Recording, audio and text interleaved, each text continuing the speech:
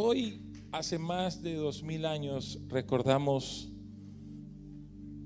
las últimas horas o quizás los últimos momentos del ministerio terrenal de Jesús aquí en la tierra. Y yo quisiera que hoy tengamos o logremos tener una experiencia de lo que sucedió en los últimos minutos, o mejor dicho, de lo que sucedió las últimas horas en la muerte de Jesús. Y quiero pedirle de manera muy especial que usted afine sus oídos a lo que hoy va a pasar. Afines también sus ojos espirituales. Dile al que está a tu lado: afina tus oídos. Y dile a la persona que está a tu lado una vez más: afina tus ojos espirituales, para que puedas contemplar lo que pasó aquel día. Lo que hoy se conoce como los lugares santos en Jerusalén nos están esperando. Quizás no muchos tenemos para pagar $5,000 o $7,000 lo que costaría un pasaje para ir a Jerusalén. Pero hoy todos esos lugares donde Jesús terminó los últimos momentos o los últimos minutos de su ministerio aquí en la tierra nos están esperando. ¿Quiénes quieren ir para allá en este momento? ¿Quiénes quieren ir? Dije, pues vamos a ir a ese lugar. Pero no lo vamos a encontrar en los edificios de las iglesias que fueron construidas en esos lugares, porque hoy hay varias iglesias que fueron construidas en los diferentes lugares donde estuvo Jesús. Ni tampoco lo vamos a encontrar en la famosa Vía Dolorosa. Si por alguna razón usted tiene o tuviera el privilegio de visitar Jerusalén, usted y yo debe hacerlo con la intención de tener un encuentro con aquella persona que ya estuvo ahí, pero que ya no está, pero sin embargo hoy vive y hoy está sentado a la diestra de Dios Padre. Den fuerte amén. Hoy le quiero animar a que tenga un encuentro o tengamos un encuentro con ese Jesús resucitado, porque Él anhela tener un encuentro con nosotros para recordarnos todo lo que Él ya padeció, pero también para que eso que Él ya padeció traiga un milagro en nuestras vidas. Él quiere tener un encuentro contigo y conmigo para hablarnos, pero también para oír, para escuchar lo que está en nuestro corazón. Él quiere tener un encuentro con nosotros para consolarnos.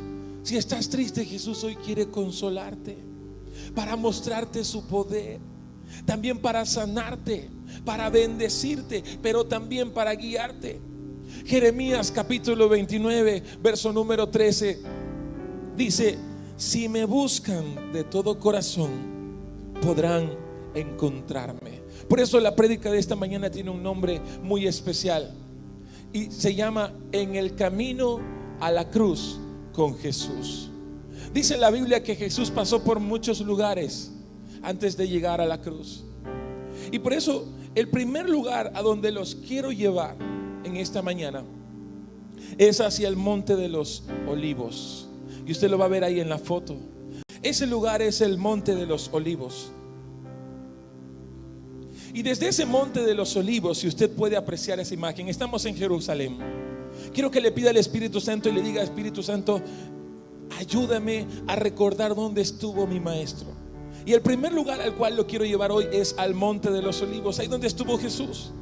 Desde ese Monte de los Olivos, Jesús podía mirar Jerusalén, y yo creo que a él le gustaba ir a ese lugar, porque ahí él veía a su Jerusalén amada. Él llegaba ahí a ese monte y contemplaba esa hermosa ciudad. Esa ciudad también era conocida como el Monte de Sión. Y el Monte de Sión quiere decir la casa favorita de Dios. Hoy, en este momento, en este día, ahí existe una mezquita. Pero en el tiempo de Jesús estaba el templo que había sido reconstruido por el rey Herodes. La Biblia dice que Jesús se levantaba muy de mañana y se iba a un lugar desierto y allí oraba. Y de seguro este lugar que usted ve en la foto fue uno de los lugares que Jesús escogió para orar, porque desde ahí también se veía el Monte Moriah. El Monte Moriah queda ubicado justo donde ve esa cúpula dorada, donde estaba el templo del rey Herodes, el templo que el rey Herodes erigió. Ahí quedaba el monte Moriah. ¿Y sabe qué era el monte Moriah? Era el monte a donde Dios le dijo a Abraham que subiera a ofrecer su primer sacrificio a su hijo Isaac. Ahí donde Abraham estuvo a punto de sacrificar a su hijo y apareció el ángel. Ese es el monte Moriah. Entonces Jesús tenía la mejor vista.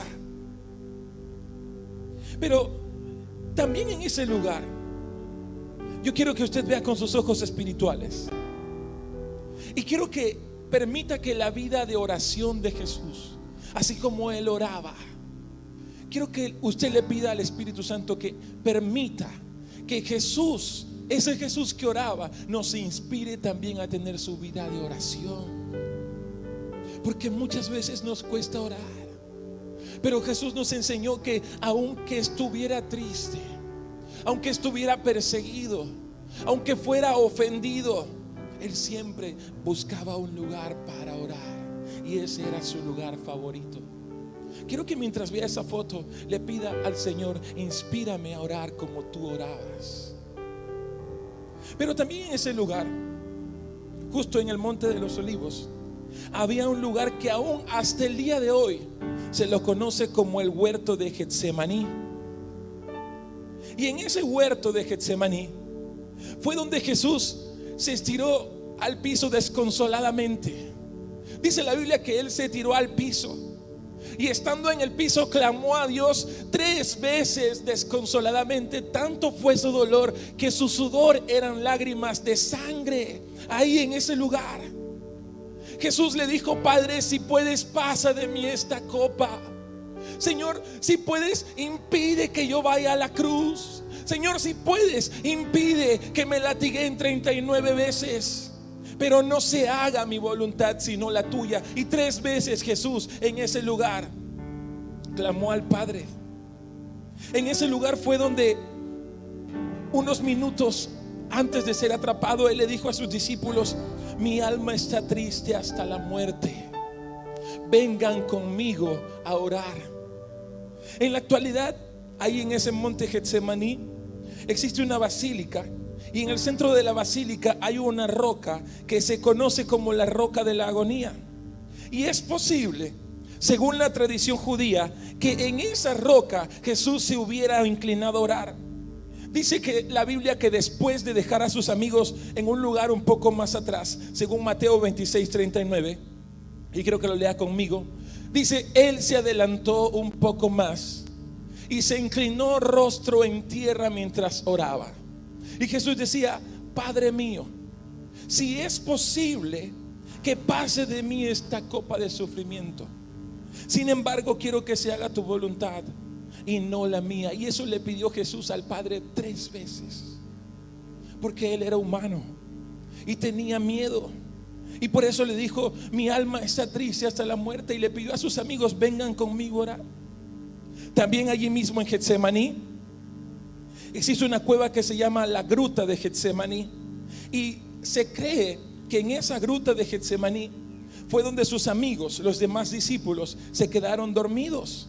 Por eso en Mateo 26:40 dice: luego volvió a sus discípulos y los encontró dormidos. Les dijo a Pedro: ¿no pudieron velar conmigo ni siquiera 1 hora?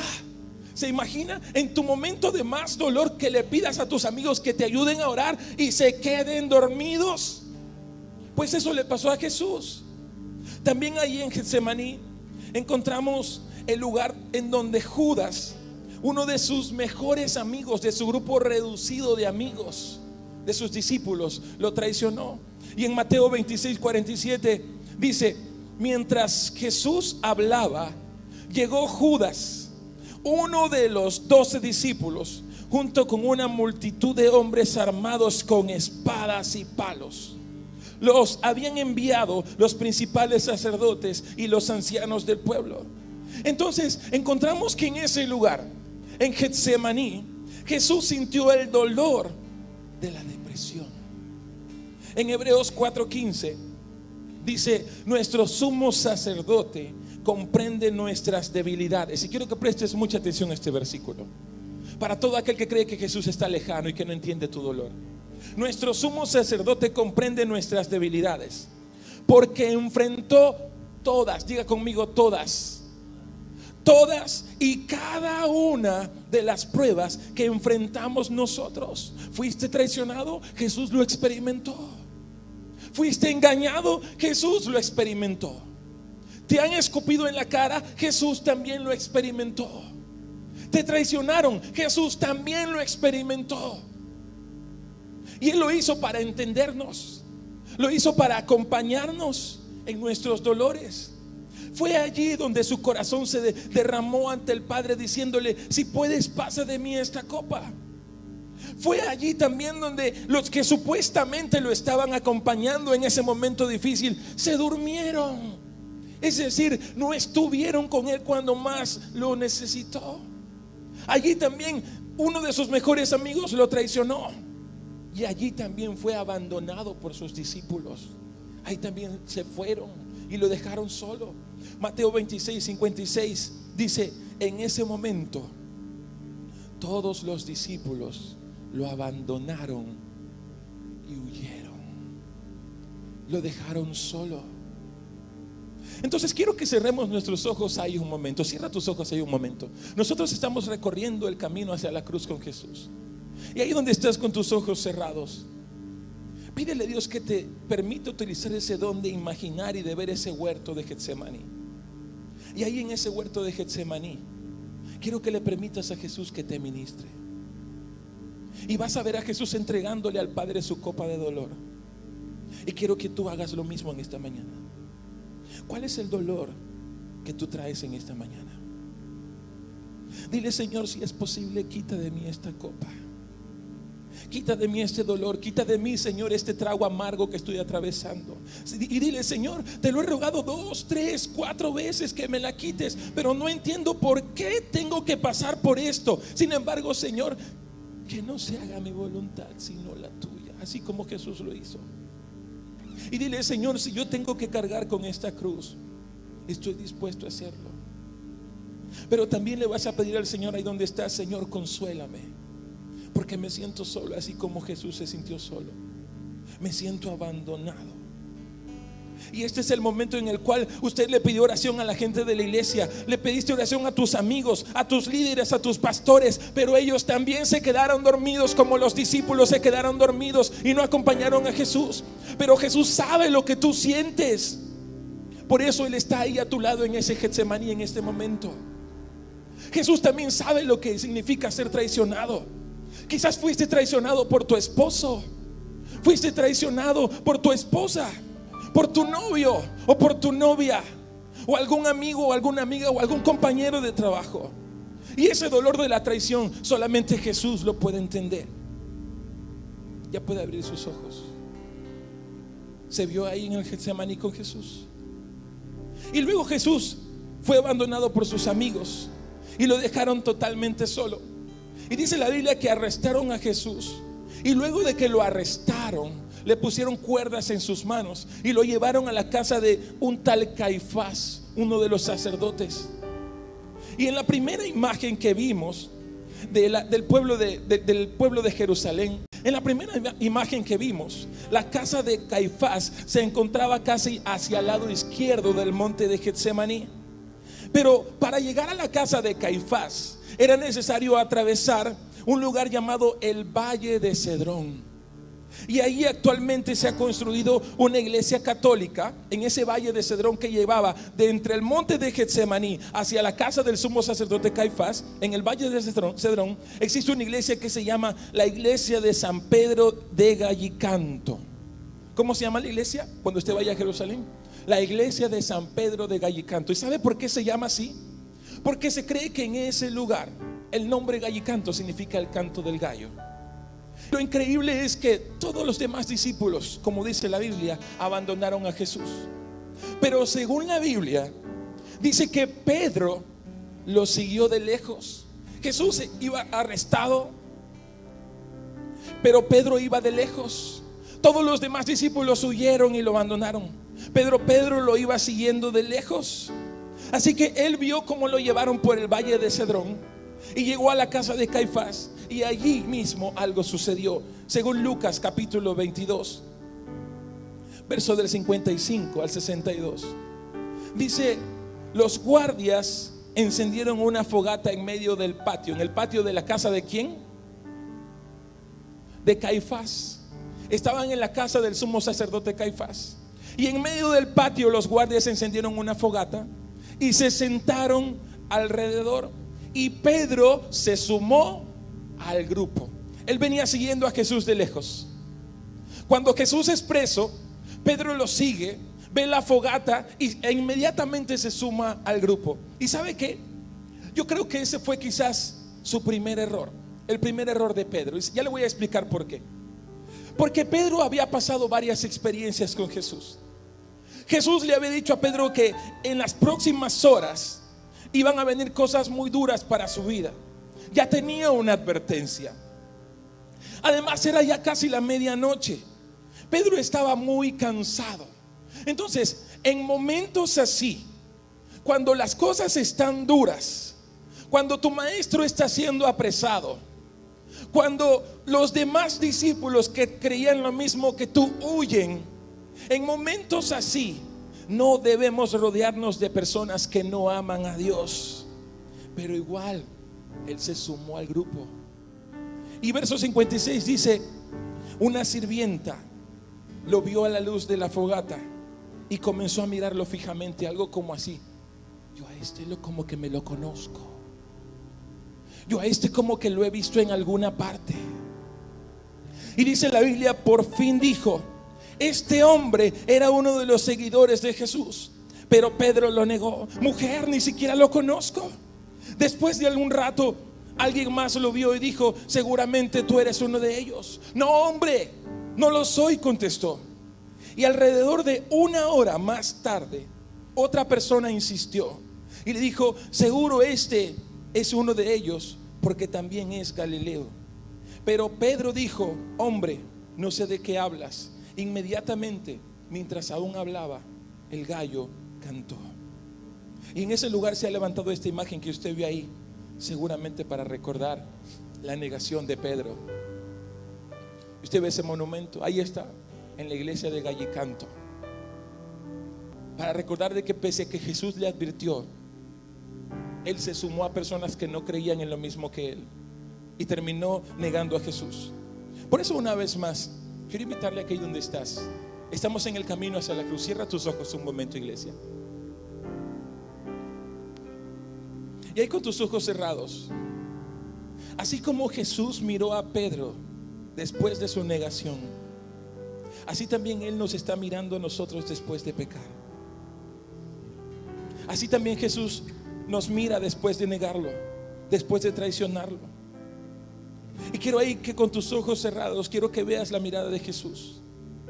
Porque quizás en este mismo momento usted no se atreve a levantar su mirada porque hay vergüenza, porque hay dolor, o quizás porque alguien nos vendió la idea equivocada de Jesús, y quizás usted piensa que Jesús nos mira con rabia, con odio, que Jesús está ahí y lo primero que quiere decir es: te lo dije, tenías que orar más, tenías que alejarte de esas malas compañías, o te lo advertí.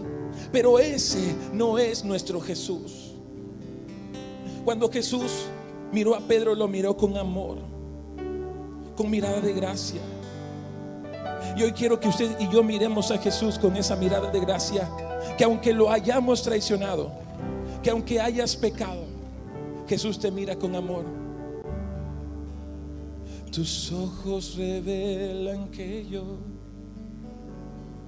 nada puedo esconder, que no soy nada sin ti, oh fiel Señor. Eso cantó Pedro. Todo lo sabes de mí. Cuando miras el corazón, cuando miras el corazón, todo lo puedes ver muy dentro de mí. Dile: llevas mi vida a una sola verdad, que cuando me miras, nada puedo ocultar, nada puedo ocultar.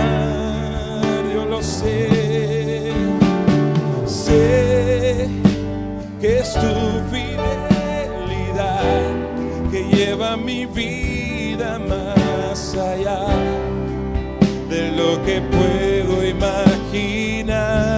Oh, yo sé que no puedo negar que tu mirada puesta en mí me llena de tu paz, que tu mirada puesta en mí me llena de tu paz. Y eso fue lo que hizo Pedro. Pedro salió de ese lugar porque sintió la paz de Jesús y se arrepintió. Su vida cambió y fue un instrumento poderoso en las manos de Dios. Y eso es lo que hoy usted también debe hacer: tomar decisiones, dejar de pecar, no volver a caer, no volver a negar a Jesús, así como hizo Pedro. Pero dice la Biblia que al día siguiente, temprano en la mañana, los principales sacerdotes, los ancianos, ataron a Jesús como si fuera un criminal. Se lo llevaron y lo entregaron a Pilato, el gobernador romano. Y esto fue porque Israel aún estaba bajo el dominio o bajo el gobierno del imperio romano. Así que ellos no podían sentenciar a nadie a menos de que un juez romano, como lo era Poncio Pilato, un gobernador, emitiera un juicio. Así que estos testigos falsos, estos disque maestros de la ley, empezaron a buscar un juicio llenando de mentiras al gobernador romano. Pero Pilatos, al darse cuenta, según la Biblia lo dice, que Jesús era inocente, que no era culpable de nada, que Pilatos recordó que en esos tiempos, en el tiempo de la Pascua, se acostumbraba a liberar a un preso, porque era un tiempo de Pascua, era un tiempo de remisión. Entonces Pilatos trae a un matón, a un manifestante, a un incitador llamado Barrabás. Y él lo trae porque, según su idea, dice: les voy a traer a este que es más malo, para ver si así sueltan a este que yo considero que es inocente. Por eso en Marcos capítulo 15, versos del 9 al 11 dice: ¿quieren que les deje en libertad a este rey de los judíos?, preguntó Pilato. Pues ya se había dado cuenta que los principales sacerdotes habían arrestado a Jesús por envidia. Sin embargo, en ese momento los principales sacerdotes incitaron a la multitud para que exigiera la libertad de Barrabás en vez de la libertad de Jesús. Y Pilatos pregunta: ¿a cuál de estos dejo ir? Por eso, luego de que escogen a Barrabás, el asesino, Pilatos vuelve a preguntar: entonces, ¿qué hago con este inocente?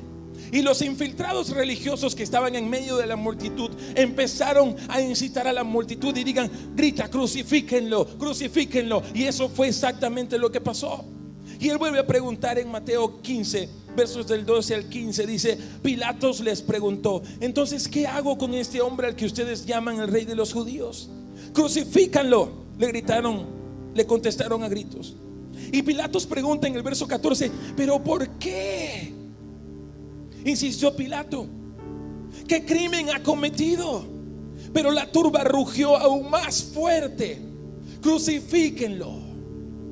Entonces Pilato, para calmar la multitud, dejó a Barrabás en libertad y mandó a azotar a Jesús. En el verso número 15, mandó a azotar a Jesús con un látigo que tenía puntas de plomo, y después lo entregó a los soldados romanos para que lo crucificaran.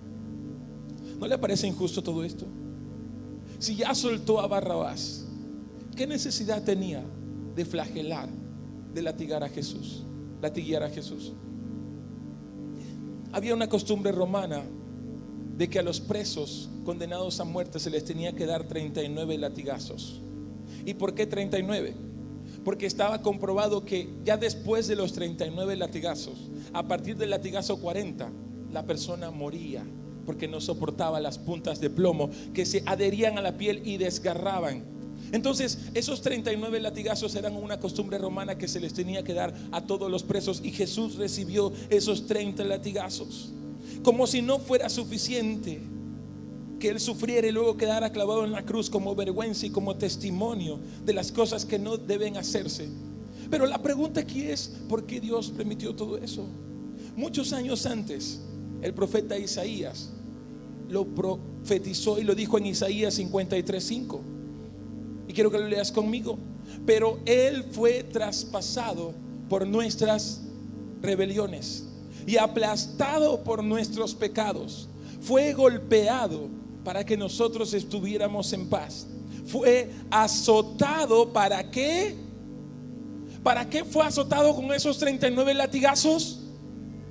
¿No lo crees, iglesia? ¿Para qué fue azotado? Todo el que quiera sanidad, ¿para qué fue azotado Jesús? Para que yo pueda ser sanado. Ese fue el propósito de que Él recibiera esos 39 latigazos. Y fue necesario para liberarnos de las consecuencias del pecado y también para sanarnos. Por eso, una vez más, iglesia, cierra tus ojos ahí donde estás. Estamos en el camino hacia la cruz. ¿Estás con Jesús en este momento mientras lo están latigando? Y ahí, mientras estás con tus ojos cerrados, quiero que contemples ese momento de la flagelación. Porque allí, en ese momento, en esos 39 golpes que recibió en su espalda, está tu sanidad.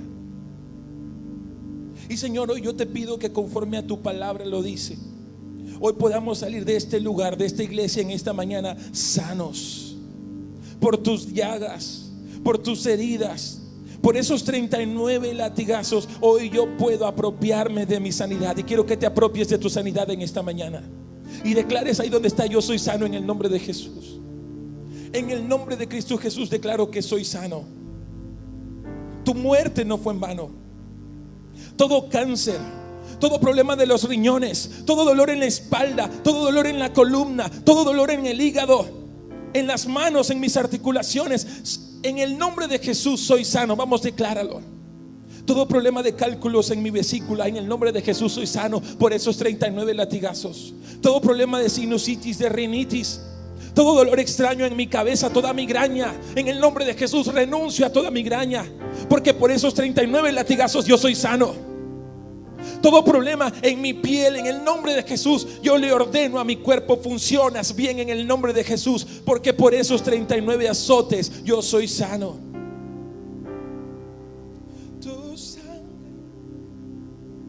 Tu sangre, Señor.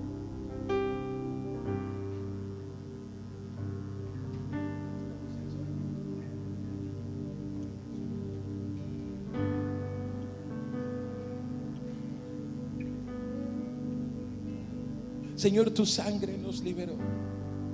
Hay poder en la sangre que fluyó por amor. Vamos a declarar: hay poder en la sangre. Hay poder en la sangre que Él derramó. Hay poder, hay poder. Hay poder en la sangre de Jesús que fluyó por amor. Tu amor, Señor.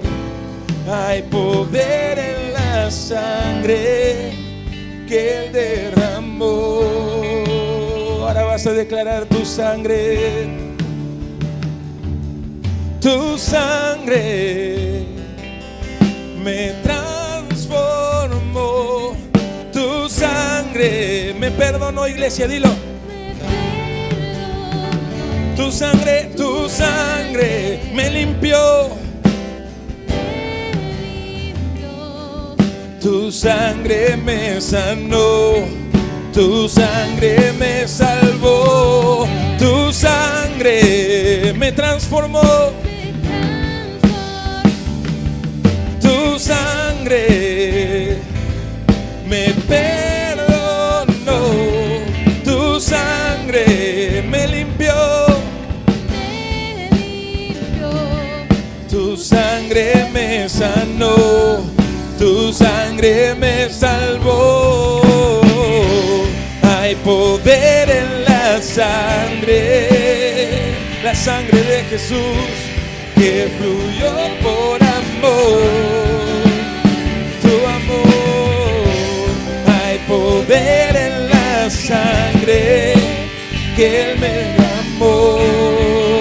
Vamos, decláralo fuerte, hay poder, hay poder,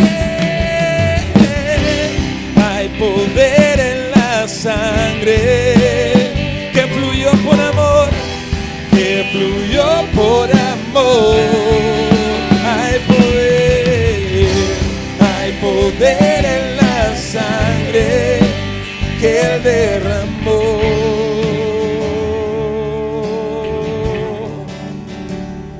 Y ahí con tus ojos cerrados declara: Señor, hoy declaro que soy libre de las consecuencias de mi pecado por esos 39 latigazos.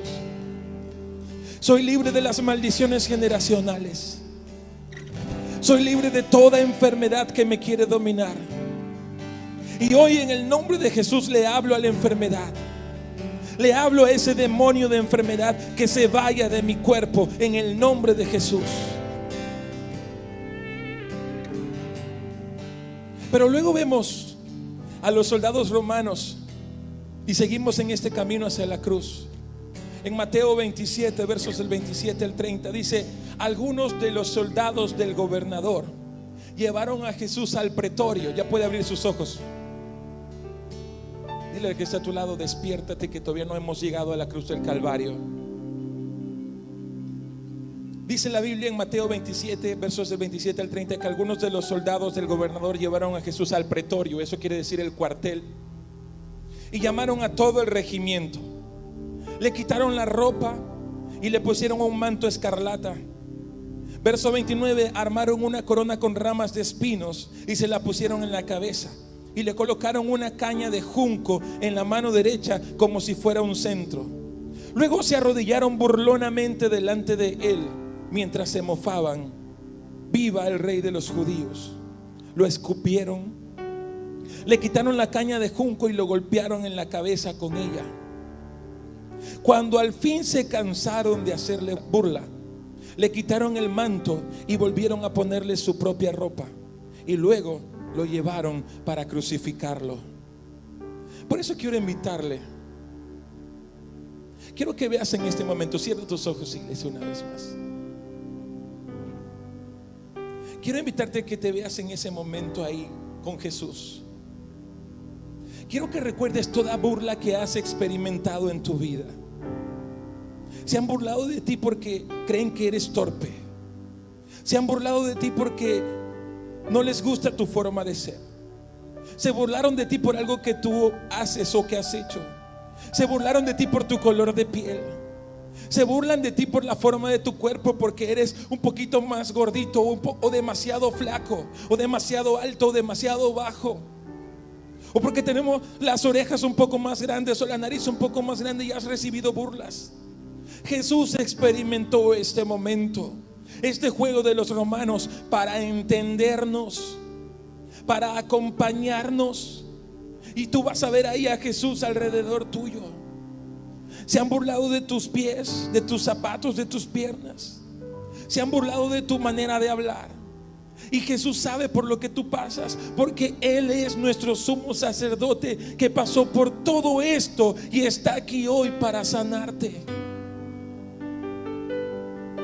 Dile: Señor, sáname, porque tú entiendes cuántas veces se han burlado de mí, cuántas veces han hecho escarnio de mi vida y me han tomado, Señor, como un bufón para reírse de mí. Pero luego vemos en Marcos capítulo 15, verso número 20, y puedes abrir tus ojos una vez más. Dice la Biblia que luego llevaron a Jesús para crucificarlo.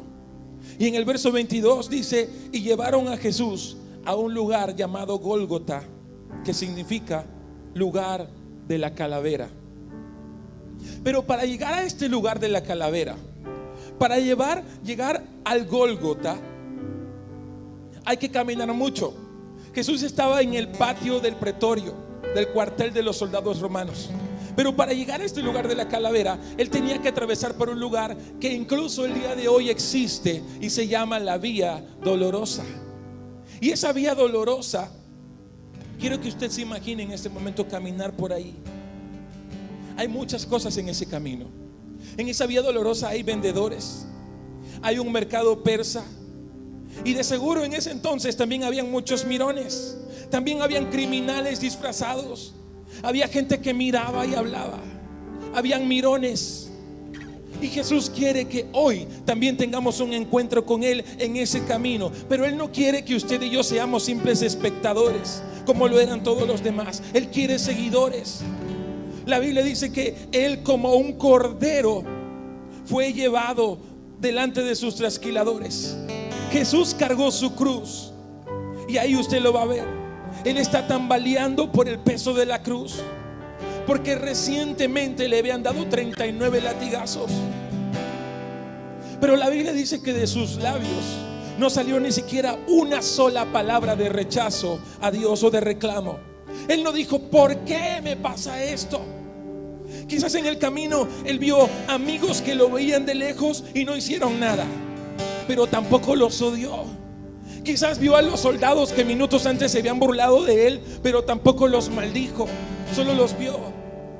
Quizás también vio a sus discípulos por ahí entre la multitud, pero tampoco los miró con odio. Y como le dije, hoy Jesús tampoco busca espectadores, Él quiere seguidores. ¿Quiénes quieren seguir a Jesús en esta mañana? Él nos dice lo mismo que a sus discípulos en Mateo 16:24. Luego dijo a sus discípulos: si alguno quiere ser mi seguidor, tiene que abandonar su propia manera de vivir, tomar su cruz y seguirme. Y ese es nuestro problema, que somos egoístas. Nosotros queremos que todo gire a nuestro alrededor. Nosotros no morimos a nuestros propios derechos.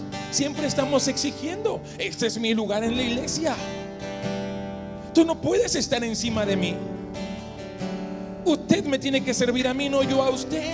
¿Qué le pasa? Esa es nuestra manera egoísta de vivir. Y por eso Jesús dice: si alguno quiere venir en pos de mí, tiene que abandonar su propia manera egoísta de vivir, tomar su cruz y seguirme. Finalmente llegamos al Calvario, al lugar donde Jesús fue clavado en la cruz. Juan capítulo 19 versos 17 al 18, y ya casi estamos terminando. Dice: Él, cargando su propia cruz, fue al sitio llamado el lugar de la calavera, que en hebreo significa Gólgota, y allí lo clavaron en la cruz. Y ahí, mientras ves esa cruz, iglesia,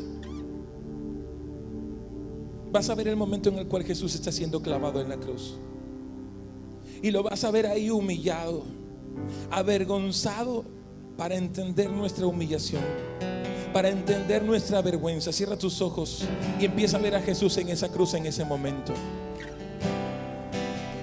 Usted también va a ver a gente maldiciéndolo. Jesús no solo fue maldito en ese entonces, porque dice la Biblia que todo aquel que era colgado de un madero era maldito, sino que Él mismo en ese momento la gente lo insultaba, lo maldecía, la gente lo odiaba. Pero ¿por qué Jesús soportó todo esto? Para ministrarnos a nosotros lo que era sentirse humillado, odiado y maldecido. Pero hay una última cosa que sucedió en esa cruz, y ahí, mientras estás con tus ojos cerrados, Jesús fue clavado y crucificado totalmente desnudo, y no se podía ni siquiera tapar con sus manos, porque sus manos estaban extendidas. Y quizás esa fue una de las razones por las que las mujeres y sus amigas y la madre de Jesús, según la Biblia, se quedaron a la distancia, porque no querían ver la vergüenza de Jesús, y lo dice ahí la Biblia. Pero ¿por qué Jesús soportó todo esto, incluso el morir crucificado desnudo? Para entender nuestra vergüenza por los pecados sexuales, o por los abusos que tuvimos que soportar de algún amigo, de algún familiar o de otra persona, o incluso para entender los problemas de identidad sexual. Por eso quiero invitar a la iglesia, ya casi estamos terminando. Ponte de pie un momento.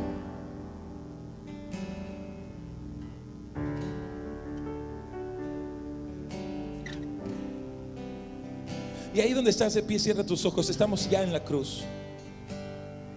Mira a ese Jesús humillado, escupido, latigado, desnudo, avergonzado, humillado.